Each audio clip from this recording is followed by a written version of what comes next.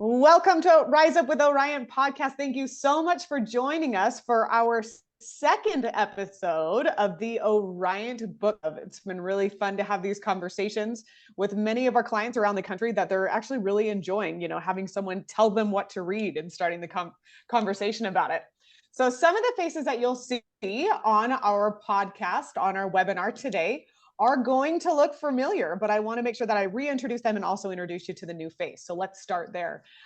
Chandra is also one of our Orriant health coaches, similar to the other beautiful faces. She has a bachelor's degree in exercise wellness with years of experience in health coaching. Being a busy wife and mother, she lives true to her belief that hobbies and relationships are the spice of life. She is an avid hiker, skier, active in strength training, and loves trying new recipes. Shell is back, or Shell will. She holds a bachelor's degree in exercise science with an emphasis in fitness and wellness and a business management minor. In her 20 years of experience in the fitness industry, Shelley has learned that consistency is the most important factor to reaching health goals. And finally, Jenny is back. She's kind of the OG. I keep asking her to be here. Jenny is the clinical training manager for Orriant. She's responsible for continuous quality improvements, performance management, and behavior skills training within the Orriant coaching department. Jenny, bachelor's degree of science from Brigham Young University, specializing in exercise physiology and wellness. She is also a CDC certified diabetes prevention coach and a meditation expert. Jenny understands that there's frequently a disconnection between intention and action. She believes behavior change is best facilitated by taking a strength-based approach, by honing in on a person's singular strengths and abilities and helping them engage those strengths in order to reach their personal health goals. I'm taking a breath. Thank you, ladies, so much for being here. Woo! I made it. So thank you so much. We are discussing a book called The Dream Manager by Matthew Kelly. I actually loved this book. Someone asked me just recently if I have read anything recently that called me to action in my life. And this was the one book that I was able to pull out off the tip of my tongue that I did finish. And I was like, there's a call to action for myself personally. So, Shell, I'm going to pass the microphone over to you for just kind of a brief rundown of this book in your own words. Absolutely. And thank you for mentioning the call to action. So that's what we're hoping in part to accomplish today, in addition to just reviewing the book, is to show how universally applicable the concepts from this book are. So Matthew Kelly, first of all, the author, is an internationally renowned author, speaker, and business consultant. And so this book compiles some of his experiences with business consulting, and in particular, implementing the Dream Manager initiative. So we're going to spend most of our conversation today talking about the Dream Manager initiative. That said, the title of the book is a delightful surprise, in that it doesn't refer to the best manager you could ever imagine working for, or the most charismatic and talented and capable leader you just want to be reporting to, but rather it refers to an actual manager of dreams. So a separate business administrator, if you will, who is responsible for helping employees to articulate their dreams, to design a plan to reach those dreams, and then provide regular accountability and guide that journey towards their dreams. The author, Matthew Kelly, takes us through a fictional account of Admiral, a large janitorial company, as they go through first the innovation of this initiative and then the implementation of the Dream Manager initiative. And we get to see how the company transforms as it's, starting out with really facing staggering turnover, and a very disengaged workforce. And one of the characters in the book, Simon, who's actually inspired by the author's older brother, who he credits as being his first dream manager, comes up with the Dream Manager initiative.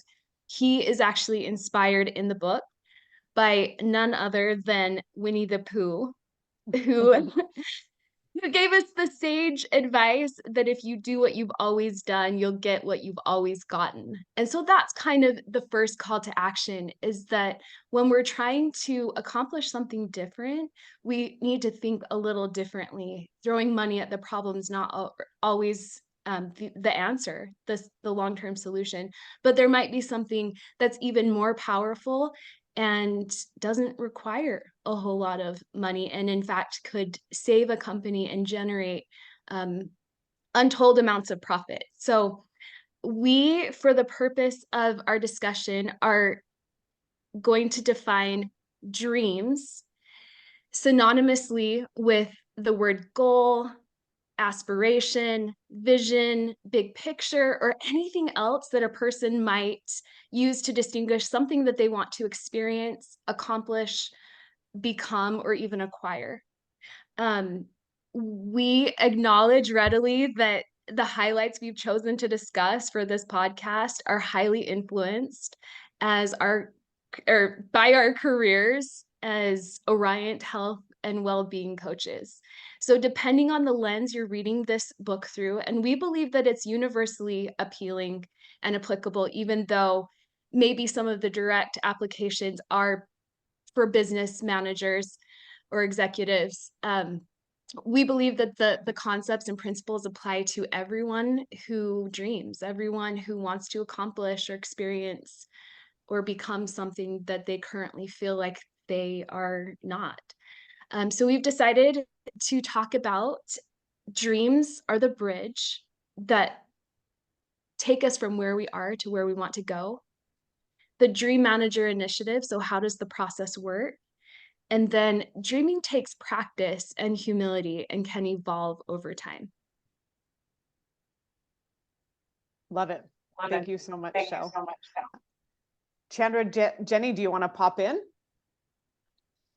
I would love to start off with just dreams are the bridge from where we are to where we want to go, as my very inflated intro statement about myself. I believe that coaching plays an integral role in bridging the disconnection between intentions or what we want and actions of what we're actually doing. And a lot of times people get stuck in this mentality of, oh, just tell me what to do. Just like, give me an assignment, give me a task, and I'll go do it. And that's really not how that works. And I like how the Dream Manager starts us at the very beginning of, you have to identify what your dream is, and it can't be anybody else's dream. Because if it's anybody else's dream, then you're not actually motivated or inspired to work towards it. And it doesn't really mean anything to you. And so that's a big part of the book, is where it starts off by even identifying a few initial naysayers and people who weren't really on board with the Dream Manager Initiative, and saying, great, your starting point is figuring out what your dreams are. Like, we just have to start there, because you don't know anymore. So I feel like that happens a lot as adults. I don't see it happening to my kids. My kids tell me a new dream every 5 minutes. But with adults, it's like, yeah, I wake up, I get my kids to go to school, I go to work, I pick my kids up, I finish work, I start making dinner, I do extracurriculars for the kids. If I have a minute, I might read or do something for myself, and then I go to bed and then I do it again. Yep. And there's not a ton happening, and that's sad, because you just get stuck in this rut and you have nothing to look forward to anymore. You have nothing that's really like inspiring you anymore. Yeah, they call it coasting in the book, where you're just surviving, you're not thriving. And I think the word coasting, oh my gosh, we're all in this rut at times where you just, you're somewhere along the way, but again, you're not dreaming about it. You're not dreaming for what's different and what's better. Yeah, and I'll just jump in and say that I feel like that was one of the huge takeaways from the book for me too, where I feel like if we are feeling stuck in our lives and just, kind of going through the motions, then that is a great place to start, right? Is to think about, what are your dreams? Where are you going? What are you trying to achieve in your life? And actually sitting down and articulating some of those dreams for yourself. And that can really kind of ignite some passion back into your life to figure out where am I headed, right? Why am I doing the things that I'm doing? And are the things that I'm doing getting me to where I want to go? And if you don't have that direction set for yourself, then you're going to kind of be spinning your wheels a lot. And so it really helps to kind of write that down and articulate kind of your goals for yourself. Mm-hmm. When I thought it was really interesting too, is one of the statements that they said over and over in this book is, why do we stop dreaming? You know, as I think about, you know, us moms, you know, happy Mother's Day, late Mother's Day, by the way. You know, we always ask our kids, you know, what do you want to be when you grow up? If I ask my 11-year-old what he's going to be a professional soccer player. This is why he trains 3 days a week. This is why he does all of the things that he does. And he truly, deep down, he's going to be a professional soccer player, you know, and no one is going to tell him otherwise, whether or not it's the truth. But again, he has this dream, and everything that he does in life, everything within school, everything outside of school, it's to support that dream, you know. And it really made me, you know, think about myself. Why do we stop dreaming? You know, at what point does that stop? So I just wanted to that's such a great example, Tara, right? He's passionate, right? He's passionate about his soccer practice, and he's not just going through the motions. Because he thinks he's gonna be a professional. Yep. Maybe he will be, right? We're not gonna stop him. So I think we can apply that to anything that we do, right? Like if you settle for less and you don't have a passion for yourself, then it is gonna be I don't know, life is a little bit more boring. Yes, and that morphs this soccer mom into a dream manager. So I will leave that there as you go into your lessons that you're gonna help us with today. Yeah. And before we move on, can I just say the word dream, I think, is significant. And I know we said that we're going to use it synonymously with goal or aspiration or some of the terms that we're used to hearing. But when I hear the word goal, my mind kind of goes to structure. Actually, the first word I think of is SMART, right? We're taught to set these SMART goals that are specific, measurable, achievable, realistic, and time-bound. But the word dream kind of gives you that permission to think without limits, or to imagine what you would do if you knew you couldn't fail, if you weren't thinking about being realistic or a time bound or any of those things. The plan that gets you there should be SMART, right? But the dream doesn't have to be. It can seem impossible. So I just wanted to kind of highlight that word as powerful. Really, I think the fact that this person is called the dream manager and not like the goal manager or the aspiration manager is significant. And can I add one more thing because I love giving action steps. I know we're going to do that, a call to action at the end, but I love giving little action steps. If you're listening to us and you're wondering, like, that's cool, but I still don't know how to sit down and identify this. Of one, you can call a coach, which would be great. But two, if you really just want to sit down and try to identify different areas of your life that you might have dreams, it actually gives a really unique format within the book where they sit down, and I think it's either like 10 or 11 different areas, but it's what are your financial goals, your occupational goals, your relationship goals, your social goals, your spiritual goals, your adventure goals, your character goals. So it goes through all of these different things and it lays them out, and it encourages you to identify goals within each of those, even up to like 100 of just, you know, maybe even out of the park wild dreams that you might have. But if you're feeling stuck, or if you don't feel like you know where to start, that's a really great place to start, is just identifying these different categories and really what your aspirations are within those different aspects of your life. Yeah, and that too, I love the idea of not putting a limit on that, right? Where you're like, oh, I'd love to visit every country, but I'm never going to write that goal down because I know that I don't have the financial means or the ability or the time, right? You're like, I'm never going to write that down, but do it anyway, right? It says it encourages us in the book to just write down everything, and the sky's the limit. And as you start to achieve some of those smaller and more achievable goals, a lot of times those bigger goals become more attainable to us. And all of a sudden you realize, you know, that actually is within my reach. And I never in a million years would have thought that, but you can start to see a path forward. Right. And not because those goals became easier to achieve, but because as you're achieving smaller goals, you're creating systems within yourself and within your life and habits and behaviors that are conducive towards building towards those seemingly before astronomical goals. Right. Yeah, We're it's a all skill set, right? achievable because you're like, oh, I've got a system and a pathway in order to achieve it. Mm-hmm. Saving $1 every day will add up over time. Truth.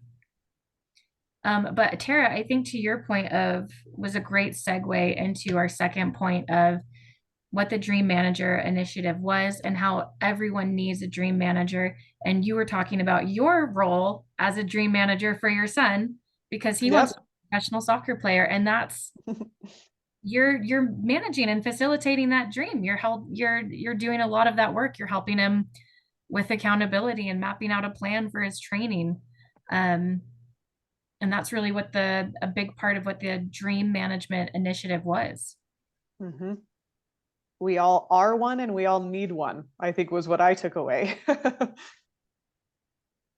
Yeah, should we dive into what that would mean and how that would look? If you were going to have a dream management initiative in your life, that we kind of mapped out 4 main points of how you might go about that. So step 1, we've discussed this a little bit, but just to articulate your dreams, writing things down or sharing them with someone close to you and actually voicing those dreams can go a long way to helping you figure out what our next point is, which is to determine the priority, right? So just start out with articulating them, writing them all down.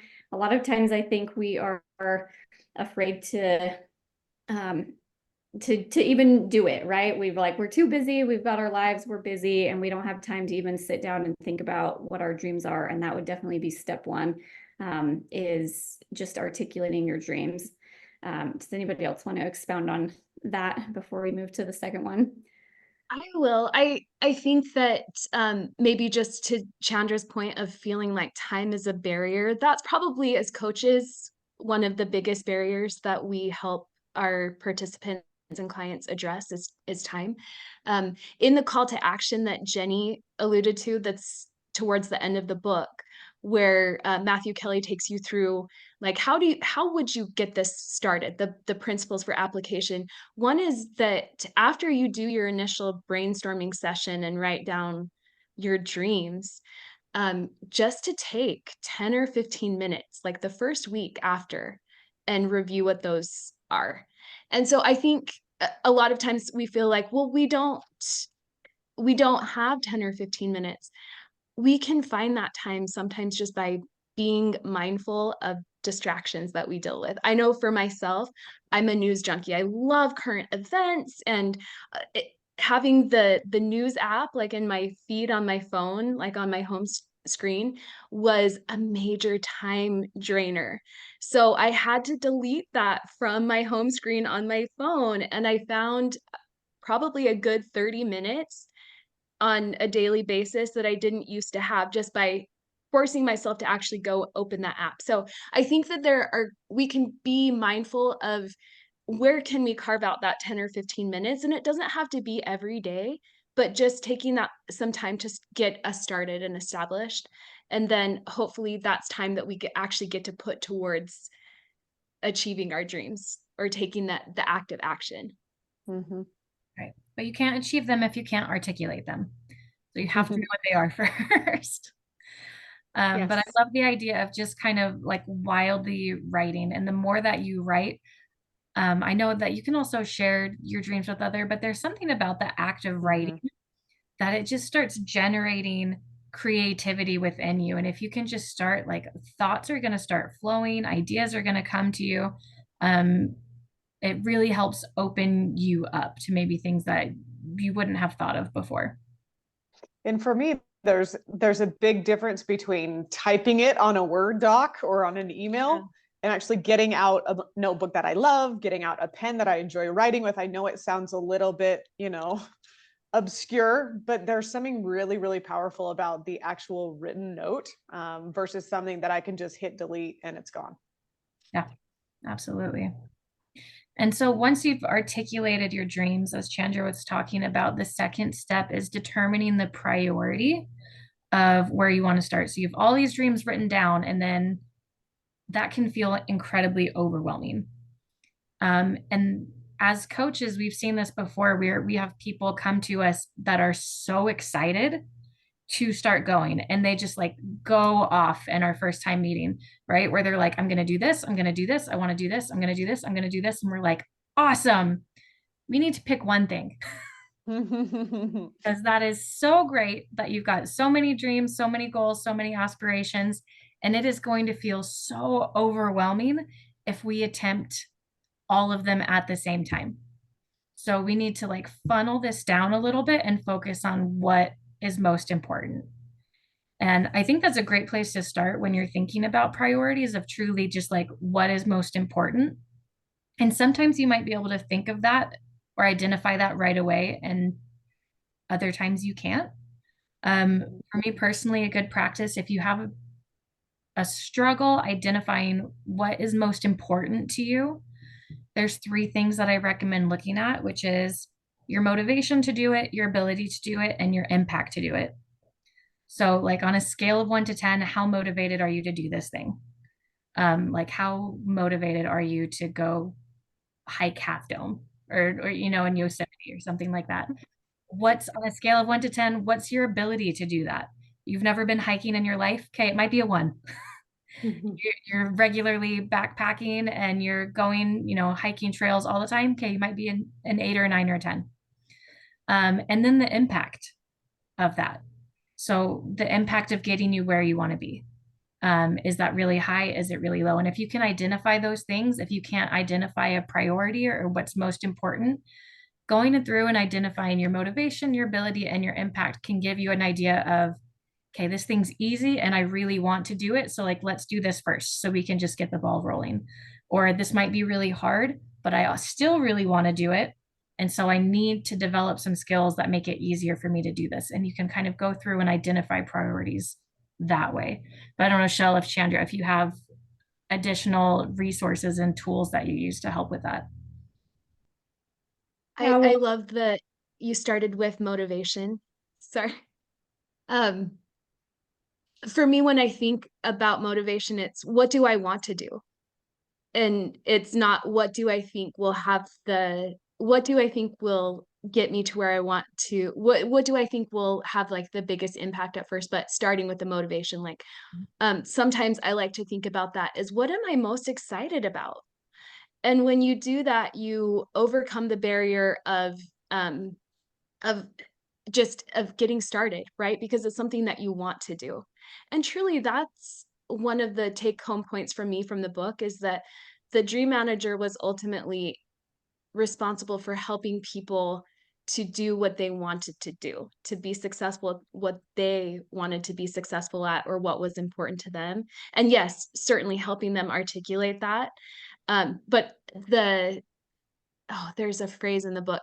It was facilitation over dictation, right? So this is I like the concept of you're in the driver's seat and you get to decide what's important to you. And there's some natural energy when you do something, when you start to do something because you want to do it and not because you feel like you should do it. Absolutely. It's almost impossible, I think, to sustain something that you don't want to be doing. Yeah. Like you Well, can force yeah. yourself to do anything for a little while, but man, you can't keep it going if you don't actually want to be doing it. Yeah, and that's really why they had such a problem with turnover in this book, is because they were saying, well, not anyone, wants to be a janitor for the rest of their lives, but how can we put some passion back in them so it doesn't just stop there? And I loved that as well, as, happier employees that are more fulfilled in their own lives are going to bring their best selves to work. which that whole idea is why it is so important to articulate your personal dreams, not the dreams that you think your company wants you to have or your spouse or society, right? What is important to you and what do you care about? Because if you don't care about it, then you're not going to have any motivation to actually make changes and move forward with it. So that really is key. Okay. And I'll just continue. My comment from earlier actually segued us really great into our third point of the dream management initiative. So we talked about articulating your dreams, determine the priority. Once you have your priority, the third point is to map out a plan. And when Jenny was talking about how people get so excited with their new dream and they just want to do all the things and change this, and we get very excited when we're ready to start a new thing. But in the long run, it is going to benefit us more if we can break that down into actionable steps, which is where our health coaches come into such just a key player in this type of change in our lives, right? Because we can help you set some actionable steps to make those small changes. Once you figure out what the priority is, we're going to break that down, and we're going to talk about how are you going to go about that, and what sort of things need to happen in your life in order to move you forward with that. What specific actionable changes can you make, right? It's easy to say, oh, I'm going to eat better, right? And that is a great goal to have for a lot of us, but that doesn't move us forward very well, right? What exactly will you be doing to eat better? Oh, you feel like you eat out too much. You want to take lunch from home. Okay, that's great. How are you going to do that, right? You've got to go grocery shopping. You've got a meal plan. You've got to prep things in advance, like breaking your goals down into smaller, more manageable things, and conquering those small bits at a time are going to give you long-term success in creating a better habit formation and the skill building that you might need to tack onto that, right? Once you maybe in my example, you are very terrible about grocery shopping and you never have food in your house. And so you've got to back it up even more and say, you know what, I need to figure out this grocery shopping thing. Maybe I need to do grocery pickup, or maybe I need to schedule Friday after work. I stop by the grocery store, whatever. Those are the sign of small life changing habits that we like to talk about, and figure out those little steps at a time that are going to build on each other and get you to where you want to go in the long run. Mm-hmm. Absolutely. And I love that you emphasize that it's actionable, because when you're making a plan, it has to be behavior based and not outcome based. When I say that, I mean, like, if someone has a goal, this is just the easiest example I can think of, but if someone has a goal to lose 5 pounds, that's outcome based, not action based, right? Because nobody can just, if you say go lose 5 pounds, it's not something you can just do. You can say, like, go eat a carrot, or I'm going to go walk around the block, but you can't say just lose 5 pounds. So I love that emphasis on action. Yep. And what really resonated with me that Chandra said was, who can help with this? Very rarely are these journeys to these lofty dreams that we may have. Is it an individual journey? She mentioned, the health coaches. This is really what they do in and day out to help people reach those places, to find that person in your life that's willing to support you and help you reach those dreams. Absolutely. Shell, did you have anything you wanted to add for the mapping out a plan, or do you want to start off on the creating a system of accountability? Yeah, let's talk about accountability. So I think, like as Tara said, if we're in a position where we do have a resource like a health coach, we know where to start. That person becomes our accountability partner, but not all of us have that resource available to us. So that's something important to think about as you articulate your plan and determine the priority and the action steps of who are you going to account to. Is that going to have to be, do you need to be your own accountability partner in some instances? That could be the case. I love that the book talks to us about different dream managers that we likely all have or have had at some point in our lives.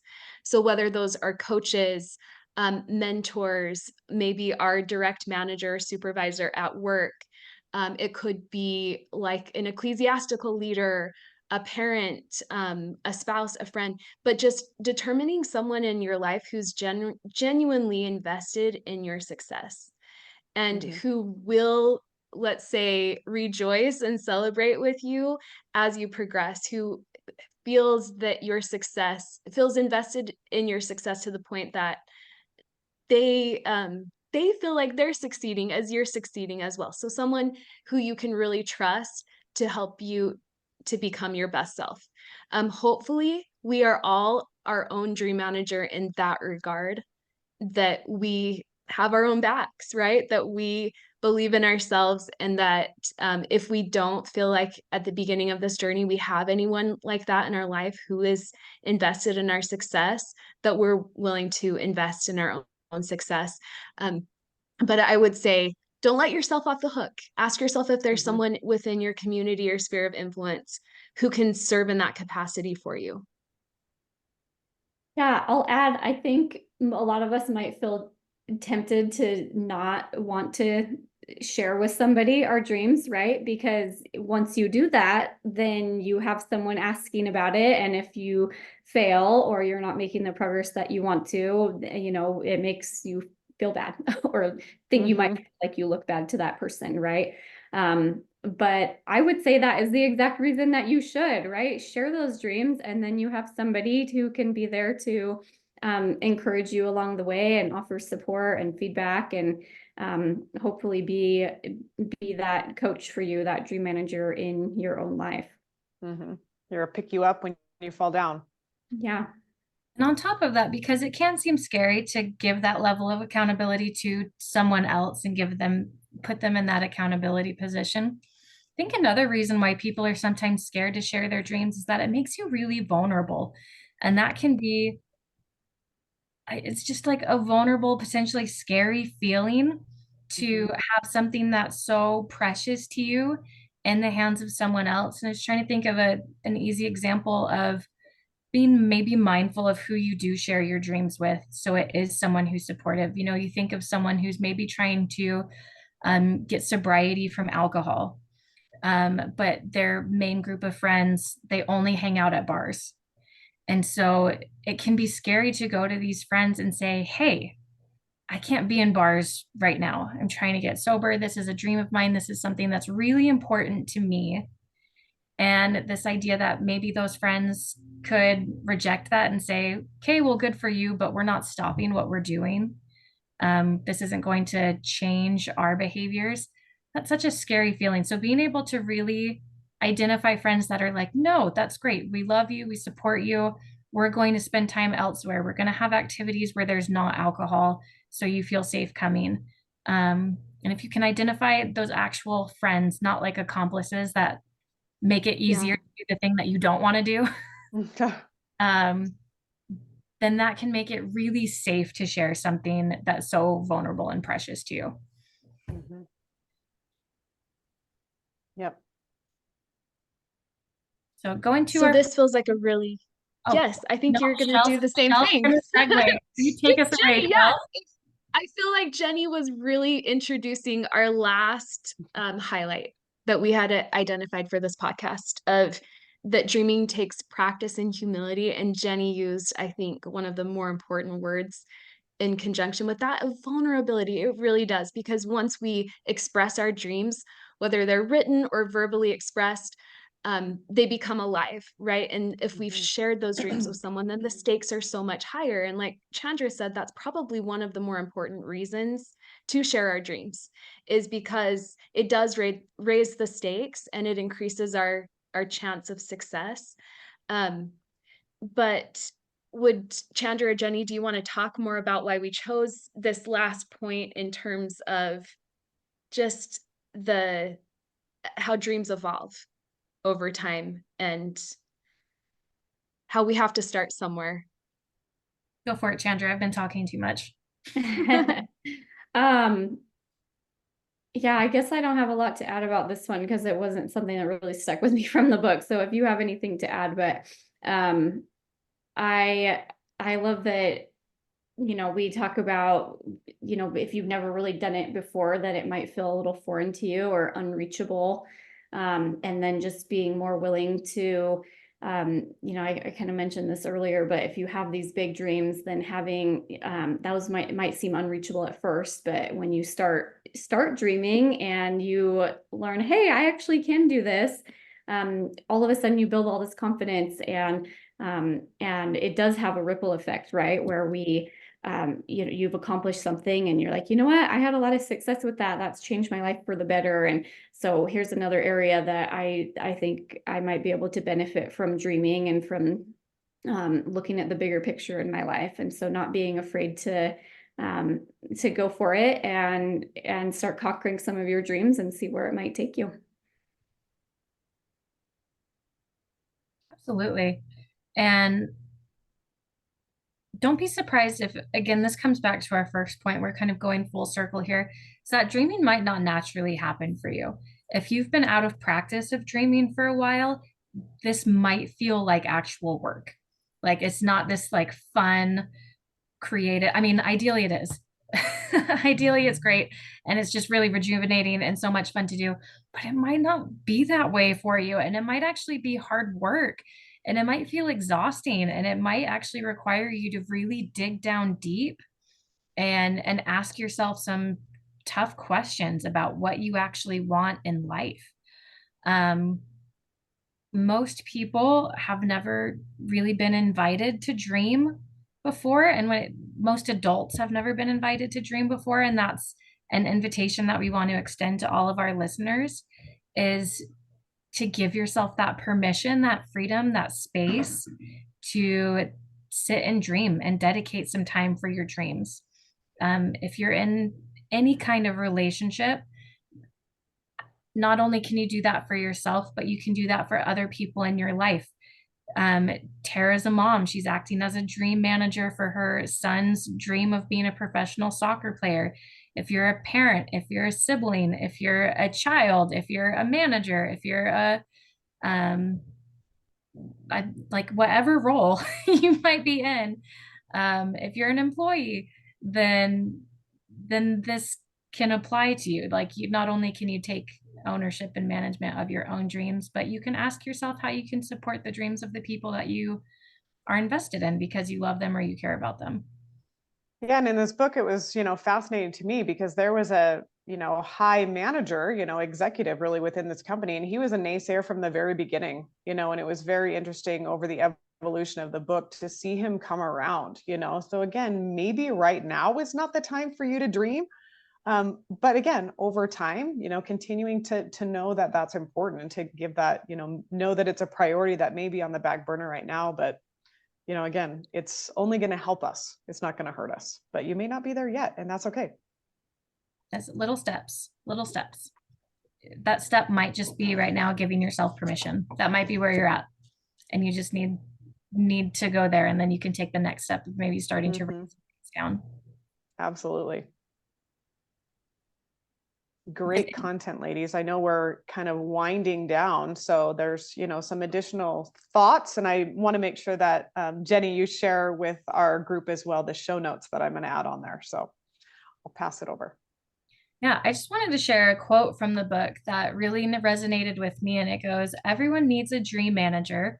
To a certain extent, we can do it ourselves, but we all need someone who can help us articulate our dreams, determine the priority of our dreams, pull together a plan for the fulfillment of these dreams, and hold us accountable on a regular basis for the actions that help us achieve our dreams or hold us back from our dreams." And I think that resonated with me so much because of what we do as coaches, because I was like, oh, that's what we do. We help people their dreams. We help them determine their priority and create a plan, and we're accountability partners. So I love that with coaches, but extending that beyond from the invitation of the book and then from this discussion today, really identifying the different roles in your life and who can be a dream manager for you and whom you can be a dream manager for. Whether you are the CEO of a major company, whether you are a stay-at-home parent, whether you are, a older child whose parents have passed and you're taking care of your younger siblings, like whatever relationship that you might have that you really want to invest in, playing this role can be like an addicting feeling of when you're helping people succeed and achieve their dreams. And it's really empowering, not only for them, but for you. And that's our invitation, is finding yourself a dream manager. We would love to offer ourselves up as dream managers, as coaches, and then also identifying whom you can be a dream manager for and help them achieve their dreams. Love it. Other comments, Shelley or Chandra? Yeah, so I guess I have two final remarks that I would love to share. And one thing that I just really loved about the book is that I thought overall it offered this really valuable insight into human nature as a whole, which is that humans really do thrive off of progress and goals, or in other words, dreams, like we're talking about. And so maybe as you're listening to this, you're like, I just feel like content and I'm fine with the way things are. And I don't really care to aspire to have all these big dreams. Like, I'm fine, right? I'm fine. But I think if you really want to live your best life, that being willing to actually think about your dreams and articulate some of those is really going to help you live your best life and be the best person that you can be, and enjoy life to the fullest. And then my other point that we talked about this maybe a little bit, was just that every person is going to have different dreams, and we can't force our dreams on others, right? So maybe you are a parent and you want your kid to go to a certain profession, or you want them to play a certain sport, or as a spouse you really want your spouse to have this passion for travel that they don't actually have, right? That's never going to work. And so being willing to actually listen to other people's dreams for what they are and what, where they're at in their lives, is going to help them to live their best life and be the best person that they want to be, instead of the best person you think they might need to be. That's not going to go anywhere, and you'll be spinning your wheels, right? So that might, as like the dream manager yourself, you might have to be willing to step back and let them take the driver's seat. And I think your relationships will be so much more fulfilling that way, just letting them take the wheel and see what kind of person they blossom into, and you let them have free reign and find out what they really aspire to be, and what their dreams actually are, and not what you think their dreams should be.